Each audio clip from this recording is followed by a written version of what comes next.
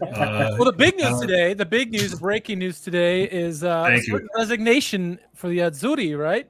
Roberto Mancini, he is gone. Uh, what are you guys' thoughts on this? Because obviously, a couple weeks ago, I think something that would shock many people, I think, who are tired with Mancini, is that he was given all this power for what reason? Because he's done nothing really since the Euros, and then a couple weeks later, today he resigns. What are your guys' thoughts, Joe? You're the guest here. What are your initial thoughts on the sacking or the resignation of Roberto Mancini? Yeah, it's kind of crazy. I think nobody saw this one coming, right?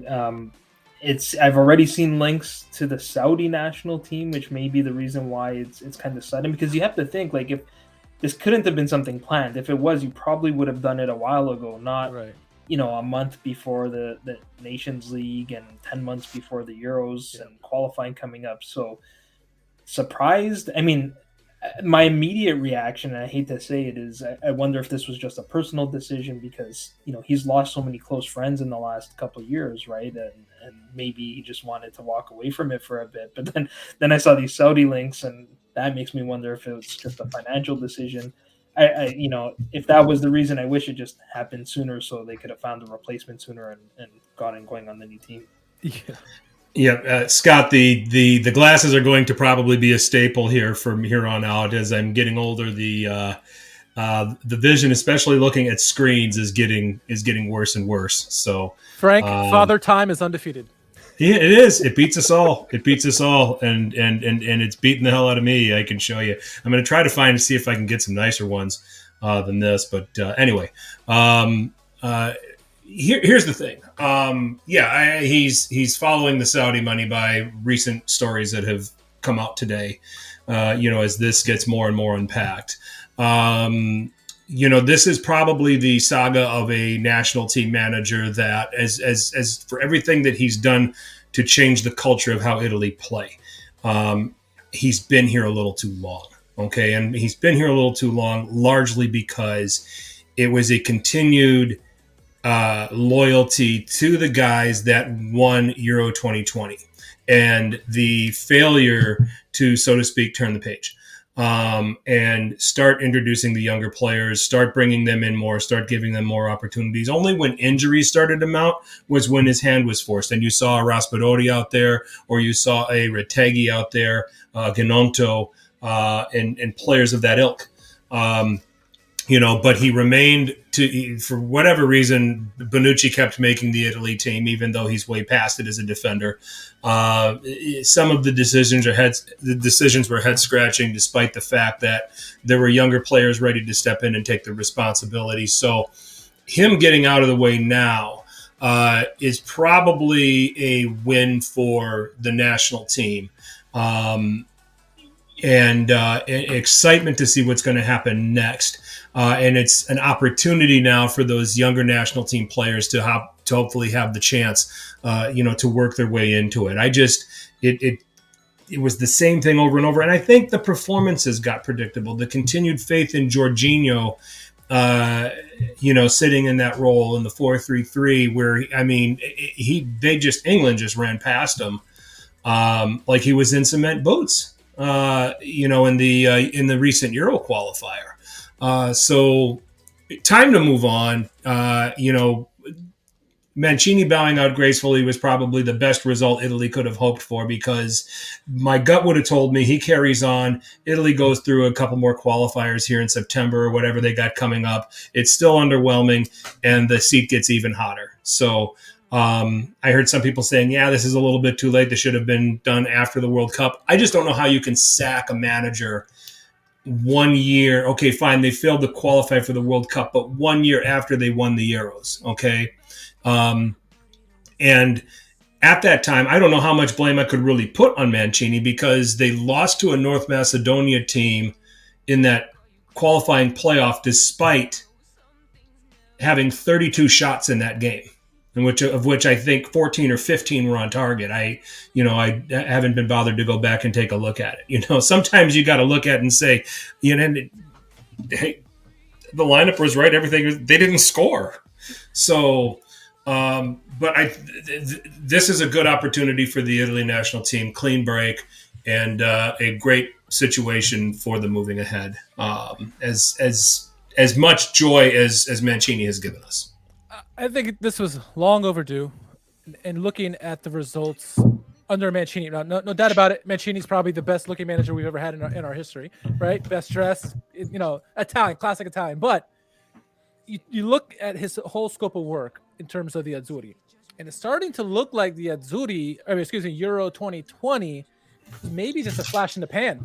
Everything hit right. You had Spinazzola playing fantastic. Chiesa. You had these fantastic performances left and right. Donnarumma coming up huge in the penalties. Ever since then, outside of that tournament, what have they done? You mentioned about inconsistency. I think they've been consistently not winning. Draws or losses, not very few wins. We've seen as you said with Bonucci, the stale rotation of the players, not really bringing in new blood. They added a piece here and a piece there. Retigui was one of the guys, but he was too stubborn and we didn't want to change things. And I get it. We saw this with Lippi. We've seen this with many other managers in the past where they won something with a team. And they feel almost like they're betraying them by taking them out. And then they keep using the same players over and over again, and it doesn't work.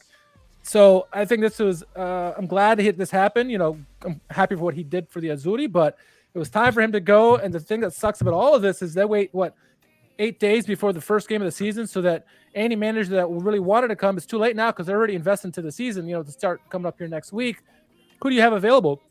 The two available options right now is one of Joe's old boys, Spalletti. Spalletti's not with a job, and Conte.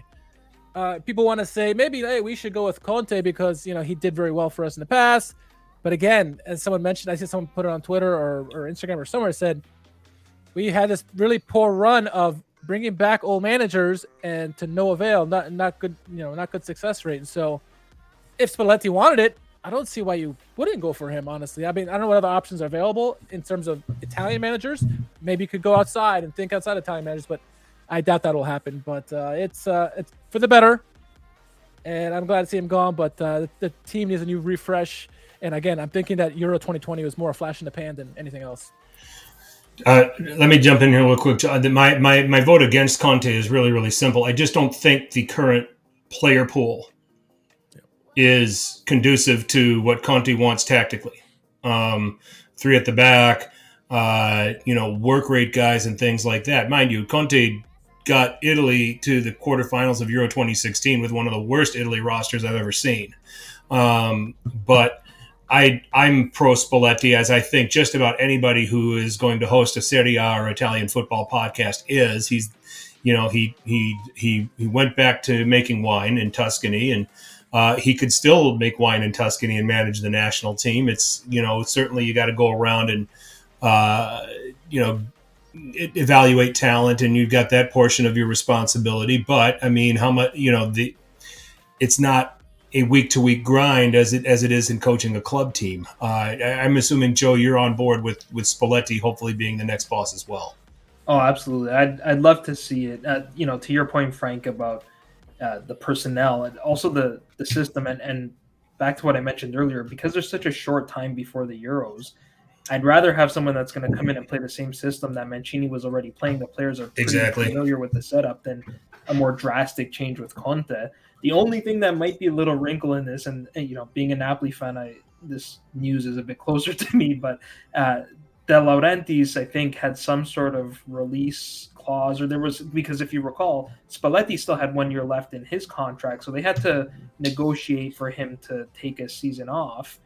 And I suspect there's some financial mechanism in there that would need to be triggered to allow Spalletti to take the job. So that might be something to keep an eye on. But just in terms of system and style of play and sort of the attractiveness of Spalletti's football, who doesn't want to see that with the national team, right? Exactly. Yeah. And I wonder if that even, that's a good point you brought about the clauses in their contracts. I wonder if that applies for national teams because they're not in the league. It wouldn't be, you'd be using your players and stuff like it from everybody in the league. But that's curious. I'm curious, someone who's more familiar with contracts, does it apply to national teams or does it not? It's something to know because I don't know the answer to that. Sure.